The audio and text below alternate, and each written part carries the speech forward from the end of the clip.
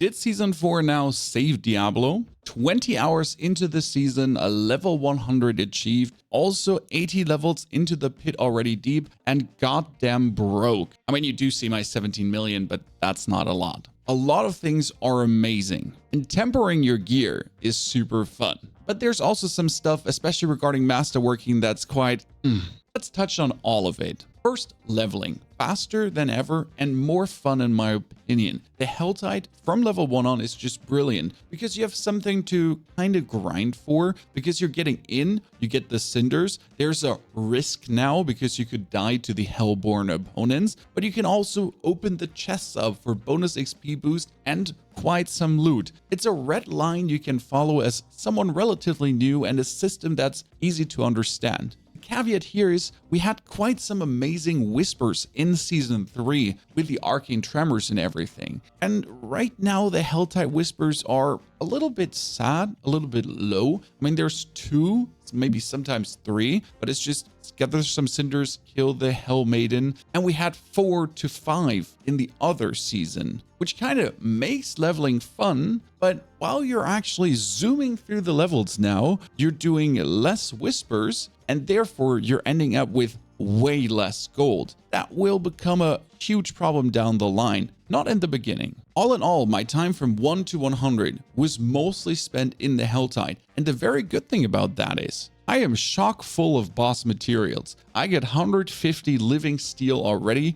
There is 10 times Varshan, 20 times. I can do multiple Duriels. I can do Endariel already. Yes, there's also this cool new potion of Holy Bolts, which absolutely deletes everything with the standard popping of the Artillery Shrine. And I'm getting Obols beyond belief, which is fantastic because nowadays I can walk to the vendor and every item I roll, 925, 925. Yeah, so I can even get 3 statted greater affix items from the goddamn Obol vendor. Yeah, absolute endgame super farm. And not only does the Obol vendor give you that, the whole overworld, as soon as you're 82 in the Helltide and you use one of those mine cages, gives you already only 925 gear. And well, if you're level 92 in the Helltide, you anyways only get 925 gear, which is brilliant because every piece of gear you pick up, you know is going to be potentially good. Right now, what I'm doing is I only look at greater affix gear. So everything is quite okay at this point. And if I'm looking for an upgrade, I'm checking, does it have Golem Mastery? But is it a greater affix items? Because this weapon is very good for damage max life int. And the only thing that could actually top it is if one of these stats would be greater affixed, which makes sorting through equipment super easy. When I'm gonna gamble here like and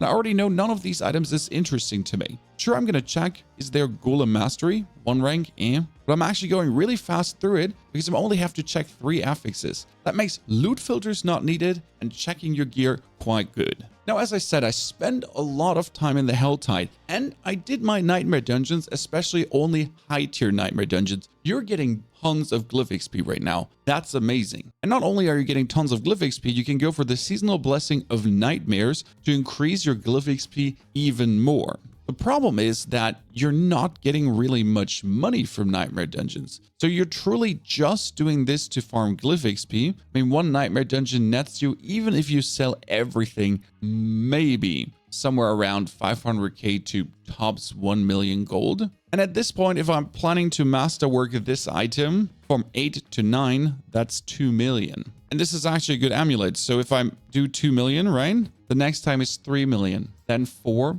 5. The problem is, what if this fails? Because then I'm going to reset that and I have to do it again. So I'm roughly taking, what, 20 million to masterwork this item from 1 to 12. And then I need another 20 million. So the equivalent of 20 million would then be doing 20 nightmare dungeons. And not only 20 nightmare dungeons, I would have to do the equivalent amount of pits 2 to gather the masterwork material.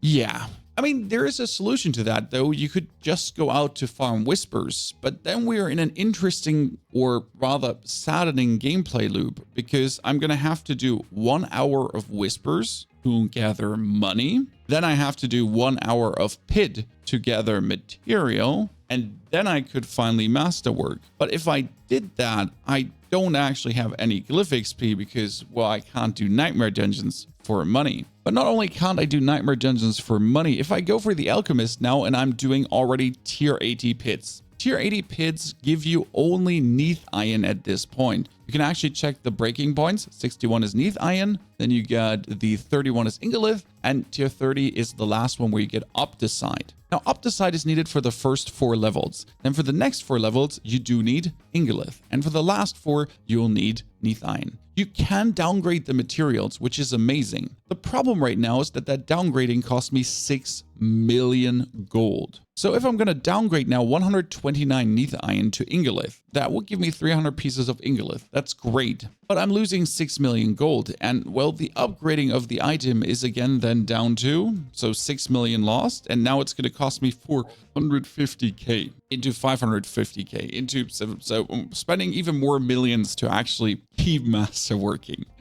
So to downgrade my material, I farmed the pit. I want to downgrade to actually masterwork a lower item. I will have to then do 2 whispers or 6 nightmare dungeons to literally just do the basics the game has to offer. Now you can kind of offload or help yourself there a little bit by selling your gear, because step 1 will always be going to the smith. Then the smith, actually with a symbol here in white in the top right corner of the item, tells you that this item is going to upgrade an affix. I'm going to sell this. My Bone Storm affix is getting upgraded. None of the other ones is actually going to upgrade an affix. That's good news. Let's put this one away. And then we're going to actually go and sell everything. There's definitely a sell all button missing. And well, this at least nets me 1 million gold, somewhere around that. Which means that with Obol gambling, you can make some money. But that means you're going to be spending your time going here. You're rolling the items,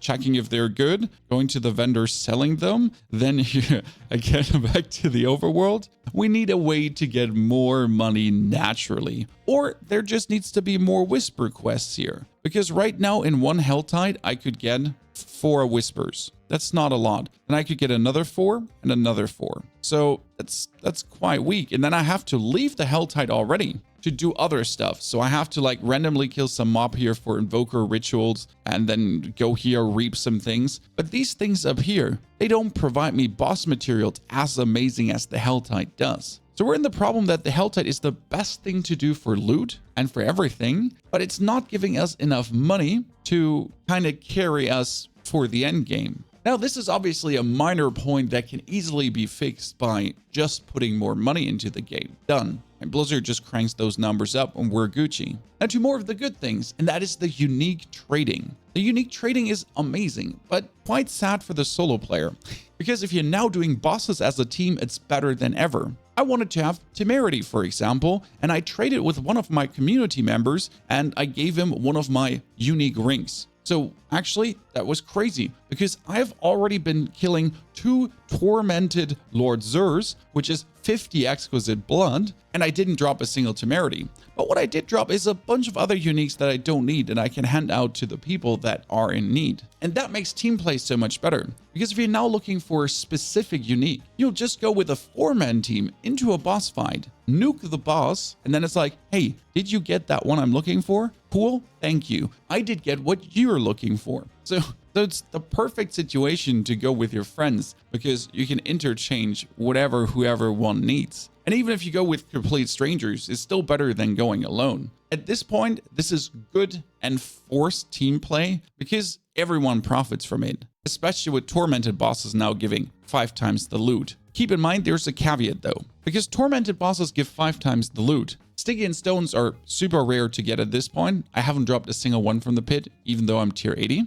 And you might be getting 5 times the loot for 3 times the mat. You're still only getting 1 shard of agony, or 1 shackle, or 1 egg. So if I kill Tormented Grig, you would expect that's 3 times the mats. I would get 3 shards of agony. No, it's 3 times the mats for 5 times the loot for 1 shard of agony. So technically, if you want to farm Duriel, it's still better to just do a normal. Now touching on tempering in general. I've been very close to breaking a couple of items. I mean, this one here at this point has 1 temper durability left. So you get 2 tempers for free on a brand new item. You can show this. Let's whip this piece of glove right now out. So the first 2 tempers are for free. I'm going to choose this one. Boom, temper the item, and it gets skeletal mage damage now. I'm going to go for the utility temper, and these are for free. So 2 tempers done. Now, if I keep tempering, we have 5 temper durability, and that can be very iffy at times. I do have 4 stats that I want on this amulet, for example. I want golem damage on this amulet, for example, and golem cooldown reduction. But if I'm going to be rolling for golem cooldown reduction, it's now ultimate cooldown reduction, golem cooldown reduction, bone spirit cooldown reduction, and rapid ossification. My problem here is that they have nothing to do with each other apart from being all cooldown reduction. I mean, ultimate and golem, I can understand. They're even next to each other in the skill tree, right? You have them down here. And they're kind of both cool, whatever you get. But then rapid ossification is something that is only for bone skills. The same is kind of for bone spirit. That's only for bone skills. And if I screw this up right now, then the item is technically broken. I mean, that is probably the risk reward. But sometimes I'm asking myself, why are certain things together in something? I mean, this is, for example, blood, blood, blood, and then damage while fortified. Damage while fortified makes sense to a degree because you fortify with blood. So this one you could forgive. But then we have the shadow finesse, and that is shadow damage over time, darkness damage, and desecrated ground. All makes sense. But then they added corpse explosion damage to it. And corpse explosion by nature is a physical damage skill that can be turned into shadow.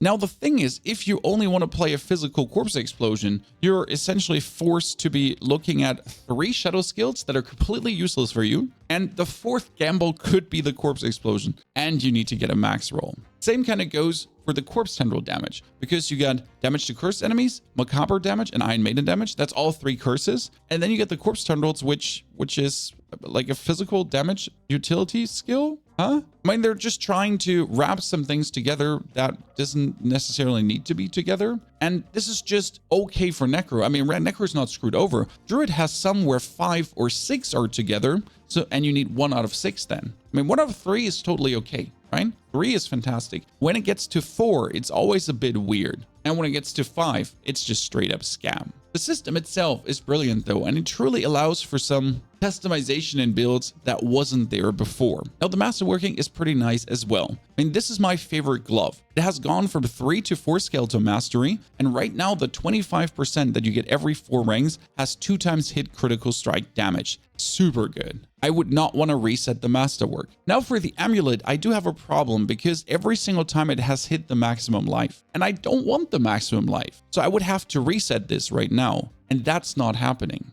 And simply because, well, we talked about the money cost. I mean, it costs me around 20 million right now to actually masterwork this. Ignore the materials, because the materials you can get really easy in the pit. I just do some pits and I'll get them together. But I'll simply not reset it because I cannot afford it, since that's not the only thing that costs gold. I mean, I also, on this amulet, would have to currently re-roll the maximum life, because I don't want maximum life, I want something else on it. And yeah, that's also 2 million per re-roll, so hi. We fixed the material issue, but we kind of created a secondary other issue. Interestingly enough, that also goes down to gems, because I'm level 100 and I farmed all the way, right? I did my farm, I did my duty. But I can make 1 single royal sapphire, and I can't actually make a single royal ruby because I'm out of fragments. Now don't worry, a couple days down the line, I'll be able to get this, but I'm already 20 hours deep into the game, and I couldn't craft one of the best rubies to equip in my equipment, and I need another 4 of this. So after 20 hours, I didn't get it. Now that was 20 hours also spent on the lower ends, so the farm up will be shorter. But does that mean I have to farm now for 5 hours to be even able to afford 1 ruby? It's interesting how the faster leveling and zooming through created its own slew of problems. By the way, as a little tip, if you're lacking on the scattered prisms, yes, they do drop from world bosses, but they also drop from Legion events. So world bosses give you 100%, and Legion events give it sometimes. Don't forget to do them, else you can't socket your items. The best change right now is that after level 95 or 92 in Helltides, truly everything just drops 925 gear, because that's what you kind of want. Since if I'm now going randomly around in the world right now, for example, heading to the Legion event, I could do this world event and I would know that whatever drops out of the chest of the world event here will be 925 gear. So it's worth my time. Whatever I do in the game is technically worth your time. And if you then want to do the whispers that, for example, sometimes say do these world events, it's not only for the whispers and gold, you also get 925 gear and greater affixed item. So they kind of made everything worth it, which takes a little bit the speciality out of certain activities. Like, you know, you had to do nightmare dungeons before to get gear. Now you can get the gear everywhere. That's a good choice, because I opened this box here right now and I did only get yellows. That's a bit sad, not a single legendaries. Yet though, everything is 925. It's useless, it's gold, but there could have been also ancestrals in there and they could have been something good with the new armor system. Don't worry, I'm actually at 9,200. I currently solved that over a potion. And we're doing tier 80s already, and there's still random one hits happening. I have the maximum damage reduction I can get with my character at this point, unless I would find an uber unique or equip random uniques that just get me some damage reduction. I'm at the armor cap, I'm at the resistance cap. I have, you know, 25,000 life plus with a potion sometimes. And yet there's still the occasional weird ass one hits happening, especially not even effects. Just from a normal mob that hits me one single time. Not even an elite. Normal mob just boops me with his hammer and you just die. Not a special attack, just a normal auto attack and you just die. But we're still asking ourselves, does the armor system actually work? Is there enough damage reduction? Does some damage reduction have to return? Yes, we do have more. Yes, Fortify gives you more. But again, Fortify is kind of conditional, because if you're not fortified, you're not having it right now. And then something like, if the enemy is shadow damage affected, you get damage reduction. If he's not affected, it doesn't work right now. The pit is definitely more challenging and it's very fun in my eyes. I'm enjoying pushing deeper, yet still doing mathematically everything correct and getting punished just feel again uncool. And for some reason, they decided that the guaranteed Stygian stone drops are not guaranteed anymore. I mean, I've done 80 levels of the pit, and I think there's one single one that has dropped. The others I got from the Iron Wolves, and one single one I got from a world boss too. Where are my Stygian stones, Blizzard? It is interesting right now how the season made the game more fun, but the more fun created its own problems, like the money, and the rubies, resplendent sparks, other shenanigans, because as you used to take longer to level, you had more time for certain activities to then actually get the resources. Now that we're not having enough gold is a fact, and I think everyone can attest for that. It doesn't feel good to feel broke, especially if season 3 had so much money due to the vaults. Where are my vaults? There was no reason to take them out. We didn't need the Pearls of Warding or anything for Malphas. You could have taken Malphas out of the game and just let the vaults in as a way to have fun in Nightmare Dungeons, because they're more fun and make even more money. All in all though, this season is definitely a win that has issues can be addressed. This is something that easily is fixable. So we're not at a point where, wow, we need a complete rework at a system. Nah, we just need a few twiggle and twerks and twiddly-dees left and right to improve the game even more. I mean, I'm level 100, 20 hours in. I'm going towards like pushing pit and deeper, trying out some different builds, and even thinking about the next character already, because it is so smooth and easy and enjoyable. And yet here I'm also still collecting new pieces of gear to make other builds with then tempering and masterworking, because that's going to be really cool to find new gear, and then you need to temper it perfectly, and then you could try out cool new builds. I am very happy. How are you feeling? Drop that in the comments below. And if you're now looking for the best necromancer to level with minions, push deep into the pit, one-hit uber bosses, destroy tormented ones, there it is. And general season 4 tips and advice if you're still lacking not understanding some systems. Enjoy. Thank you for watching, and happy to have you in season 4 of Diablo.